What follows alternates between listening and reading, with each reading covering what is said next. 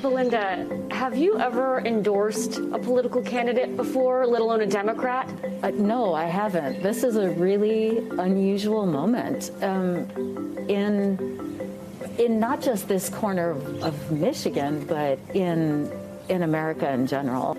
For us to say that our faith can be used for political purposes by a president that holds up a Bible and their actions are antithetical to that image that they're portraying, that went from being just a casting a vote to actually being part of saving my soul.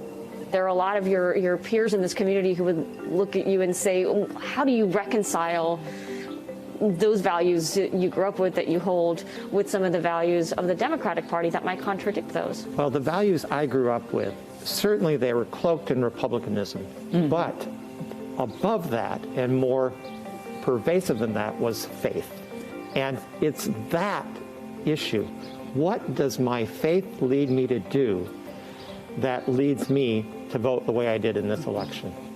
You have to clear away the fog that says, this isn't my faith. This isn't what I grew up with. I grew up with loving my neighbor and the sacrifice that it would take for me to consider all the people around me and not just myself. As pro-life voters, how are you navigating this moment right now?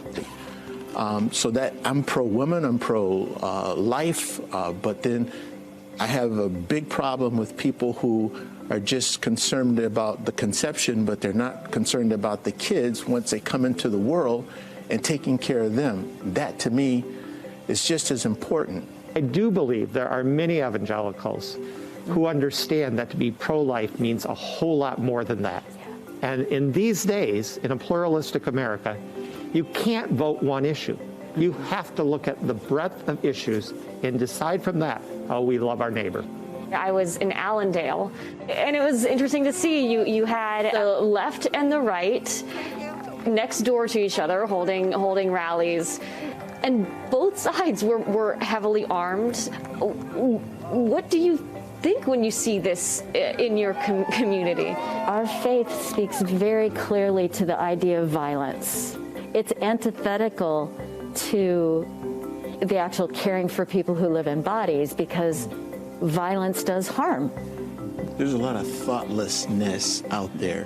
When I see people saying that, well, I'm not going to wear a mask because God will protect me, but yet they carry an AR-15 to the grocery store, that doesn't make any sense to me at all. If you think God will protect you, why do you have to shop with an AR-15, but you won't wear a mask, which is, to me, is just totally thoughtless. I don't get it. Hey, NBC News viewers, thanks for checking out our YouTube channel. Subscribe by clicking on that button down here, and click on any of the videos over here to watch the latest interviews, show highlights, and digital exclusives. Thanks for watching.